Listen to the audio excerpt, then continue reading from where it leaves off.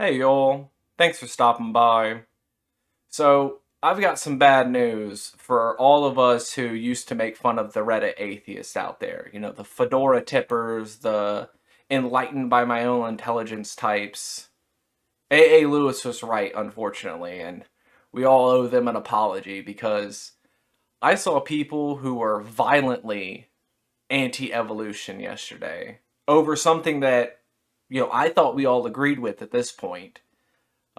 Whales, which, I know they've been in the news recently because they've been, messing up yachts and sort of fighting the good fight for the working class.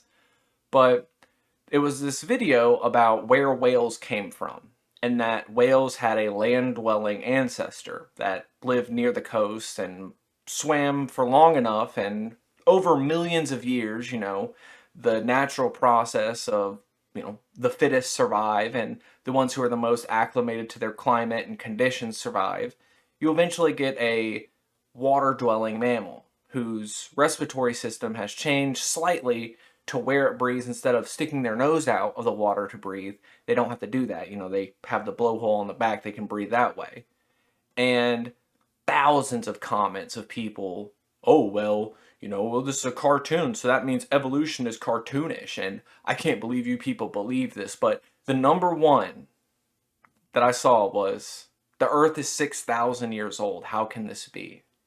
And I'm sorry, but you you can't expect a rational, normal person to look at the world around them and look at how we can observe the way our universe is formed, shaped, expanding, and tell them that the world is younger than the pyramids. That's insane. Tell them that the world is younger than the cave drawings that we have. To me, that seems like, for lack of a better word, excuse my language, but it's a shit test. It's a, if you don't say this, if you don't say these words, you can't be a part of our group. You can't be in our friend circle. It's like almost like a method of breaking people. You have to agree with this wild interpretation of the natural world, or you can't sit at our table. And I think that's crazy. And it's clearly profitable because there's people who come out every other day who say, oh, the vaccine injuries are a big one of this anti-intellectual crowd. Recently it's this, Robert F. Kennedy Jr. Everybody's going nuts over him because he doesn't like the vaccines and he can incline bench press 135, and that's a really silly thing to me because they're putting pictures of him next to that Dr. Hotez, I think is his name, talking about which one would you take medical advice from, and it's like the doctor, not the guy who, is famous for doing drugs with Marilyn Monroe. Oh, sorry, for being the little brother of the guy who did drugs with Marilyn Monroe. No, I trust the guy who went to medical school for medical advice. I think we all should do that. And this isn't some blind, oh, you just accept authority from wherever it comes from. No, this is someone who has expertise in a field. That's okay to accept advice from someone who knows more than you do. We all should be doing that. That's what makes the scientific method so powerful, is because we can compare, we can peer review stuff.